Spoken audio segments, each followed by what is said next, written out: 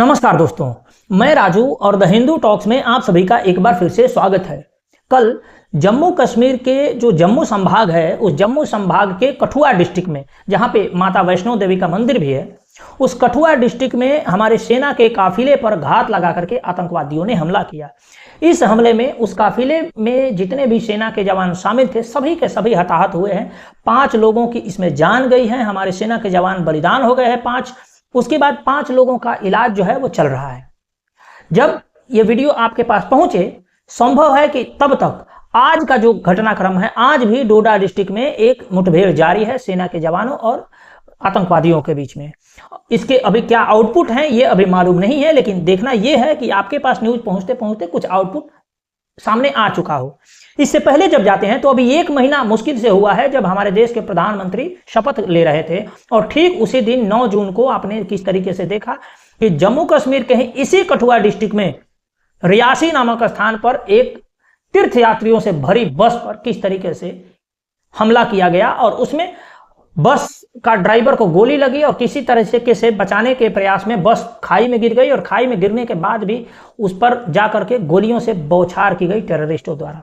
और उसमें यह भी कहा गया था कि टेररिस्ट जो थे वो आर्मी के वर्दी में थे। उसके बाद फिर 2 दिन बाद से फिर डोडा डिस्ट्रिक्ट में होता है, रामबन में होता है, और ये जो भी मैं क्षेत्र बता रहा हूं ये हिंदू बहुल जम्मू संभाग के एरिया है। इसमें मुसलमान हैं, ऐसा नहीं है कि हिंदू नहीं है, मुसलमान हैं।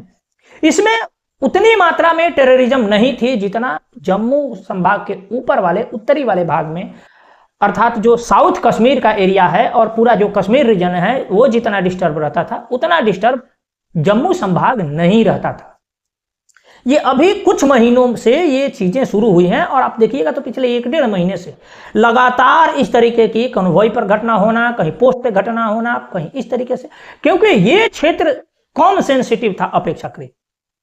चूंकि उत्तरी क्षेत्र में यानी कश्मीर संभाग में सेना की गश्ती ज्यादा है, सेना का प्रेजेंस ज्यादा है, और जम्मू संभाग में सेना का प्रेजेंस थोड़ा कम है, इसलिए टेररिस्टों ने जम्मू संभाग को अब टारगेट करना शुरू कर दिया है।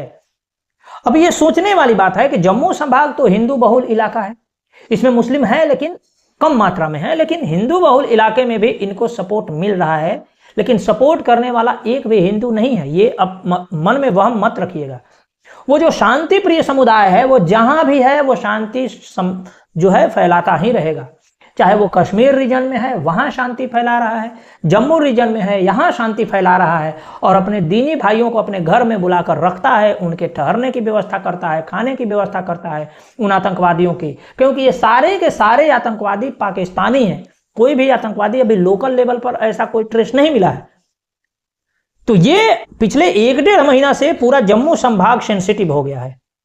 सरकार उसी घिसी पिटी रवैये पर चल रही है। जब हम लोग या कोई भी सेना के मामले में यदि कुछ बातें कहता है कि भाई ये चीजें ठीक नहीं है, अग्निवीर ठीक नहीं है, सेना के लोगों में कटौती की गई है, माने सेना की जो संख्या है उसमें कटौती की गई है, ये बातें हम लोग कई बार विशाल जी के साथ या कई अन्य लोगों के साथ भी जब चर्चा हुई है, या अपने भी हमने वीडियोज में कहा है, तो उस बात को नकारते रही है सरकार हमेशा से कि नहीं, सेना में कोई किसी तरीके की कटौती नहीं हुई है। लेकिन इसी बात को लेकर के वेटरन जो एक जीडी बख्शी साहब हैं, कर्नल जीडी बख्शी साहब, उन्होंने भी इस बात को लेकर के गुस्सा जताया है। जीडी बख्शी साहब ने क्या कहा है उस बात को भी आप ध्यान से पहले सुनिए।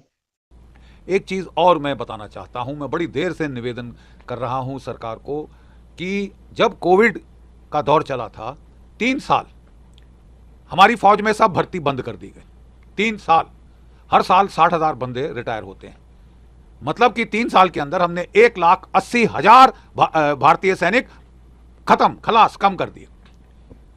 अब साहब मुझे समझ नहीं आ रहा, हमारे खतरे बढ़ रहे हैं चीन के साथ, पाकिस्तान के साथ, तो हम ये फौज को काटने का ये क्या भूत सवार हो गया है, मुझे समझ नहीं आता इसकी वजूहत क्या है। कि बहुत बड़ी फौज है, बहुत भत खा रही है, थूक लगा रही है सरकार को, लड़ रहे हैं आपके लिए, मर रहे हैं, थूक नहीं लगा रहे।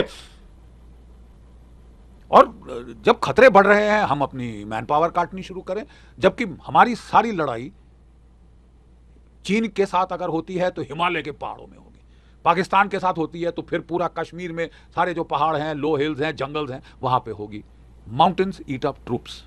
अगर नॉर्मल हमले के लिए 1/3 की रेशियो चाहिए, 1:3, पहाड़ों में 1:10 की रेशियो चाहिए। आपको पहाड़ों में लड़ना है। पूरे प्रकरण में आपने किस तरीके से सुना कि जीडी बख्शी साहब कह रहे थे कि भाई रसिया के पास सेना की कमी नहीं है, हथियार की कमी नहीं है, फिर भी वो अपनी सेना क्यों बढ़ा रहा है? क्यों यूक्रेन के साथ जब मार पिटाई हुआ तो रसिया ने अपने सेना को वहां मोबिलाइज किया? आखिर भारत सरकार ने पिछले 3 जो भी वर्ष रहा है कोरोना में, उसमें एक भी सेना के लोगों की वैकेंसी नहीं की, क्योंकि हर साल लगभग 60,000 सेना के लोग रिटायर होते हैं और 60,000 नए वैकेंसीज होती हैं। लेकिन कोरोना के नाम पर बहाना बना करके इस देश की सरकार ने 3 साल लगातार सेना के वैकेंसी को रोक करके रखा। और जब मैन पावर घटता है तो कहीं ना कहीं ड्यूटी में एडजस्ट करना पड़ता है, और संभव है कि ये मामला एडजस्ट करने की वजह से सेना में कटौती हुई है, जिस वजह से भी ये मामला इस तरीके से बढ़ा है।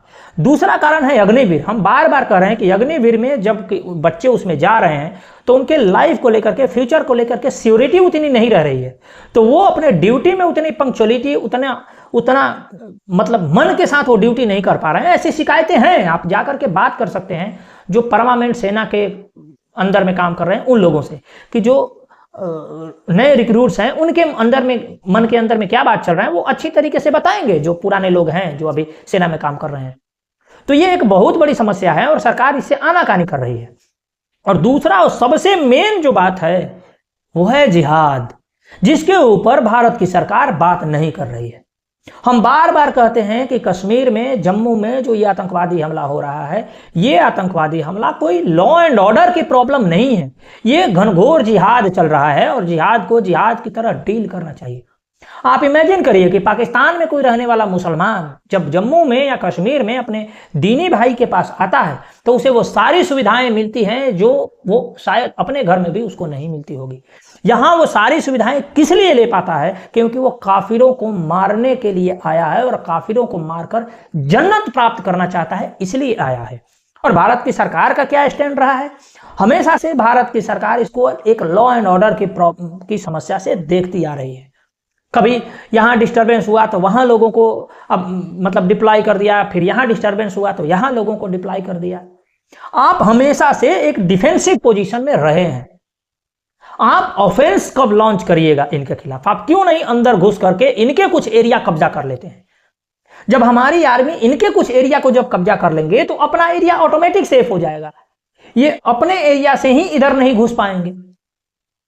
लेकिन हम डिफेंस पर हमेशा रहते हैं और उस डिफेंस के वजह से होता है कि जो एग्रेशन टेररिस्ट दिखाते हैं, जो लूप होल का फायदा वो उठाते हैं और अपने दीन के लिए वो समर्पित रहते हैं, उनका वो जो जज्बा है, जो लड़ने की क्षमता है, वो कम ही नहीं हो रही है।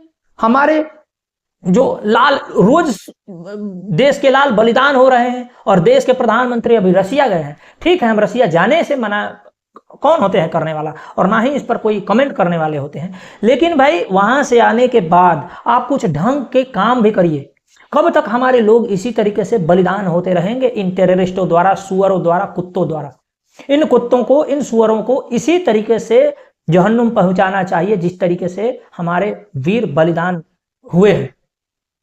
आप देखिए तो जम्मू कश्मीर के जो बीजेपी के लीडर हैं सुरेंद्र रैना, वो इसी तरीके से इनको छोड़ा नहीं जाएगा, ये नहीं। अरे भाई, तुम अभी कुछ दिनों पहले अपने जिहादी भाइयों के साथ गले मिल रहे थे। तुम कह रहे थे कि जो नबी का नहीं वो किसी का नहीं। तो ये नबी के ही लिए तो काम कर रहे हैं। नबी के मजहब को प्रचार करने के लिए, उनके मजहब को पूरे भारत में फैलाने के लिए, गजवाए हिंद करने के लिए ही तो ये काम हो रहा है। तो तुम्हारे मजहब के लिए काम हो रहा है तो क्यों परेशान हो रहे हो सुरेंद्र रैना जी? लेकिन दुख होता है हमारे फौजी भाइयों के लिए, जो हमारे भाई वहां काम कर रहे हैं, वहां सिक्योरिटी फोर्सेस जो वहां काम कर रही है, उन लोगों के लिए हमें दुख होता है कि सरकार अपने पॉलिटिक्स के लिए, अपने इमेज चमकाने के लिए कि विदेश में जाकर के कोई अमेरिका वाला, कोई यूएई, कोई अन्य जो देश है वो हमको कुछ इस तरीके से बात न कह दे, इसलिए हार्ड हैंडेडली इसको डील नहीं किया जाता। आप देखिए ना, जम्मू कश्मीर में जो कश्मीर रीजन का जो टेररिज्म है उसको कैसे डील किया जा रहा है? पैसे बांट करके। वहां पर बहुत ज्यादा इन्वेस्टमेंट कर करके एक एक लोगों को 10-10 लाख, 20-20 लाख लोन यूं ही बांटे जा रहे हैं। पैसे बांट करके लोगों के दिलों को जीता जा रहा है। आज भी इस मोदी गवर्नमेंट के काल में पिछले 10 वर्षों में कई गुना खर्चा बढ़ा है। जम्मू संभाग के जो हिंदू हैं वो तो पिछड़ेपन के शिकार हैं, उनके लिए तो सरकार कुछ करती नहीं है, ना ही कुछ उनके लिए विशेष व्यवस्था भी की है, क्योंकि वो विक्टिम रहे हैं, विक्टिम रहेंगे। और ये पॉलिटिक्स में अपनी छवि को बनाने के लिए, अपने लोगों को वहां सेटल करने के लिए इस तरीके से सरकारें कोई ठोस कदम नहीं ले पाती है। यही है पॉलिटिक्स। पॉलिटिक्स में हमारे देश के वीर जवान सपूत बलिदान होते रहेंगे और यहाँ पॉलिटिक्स चलती रहेगी।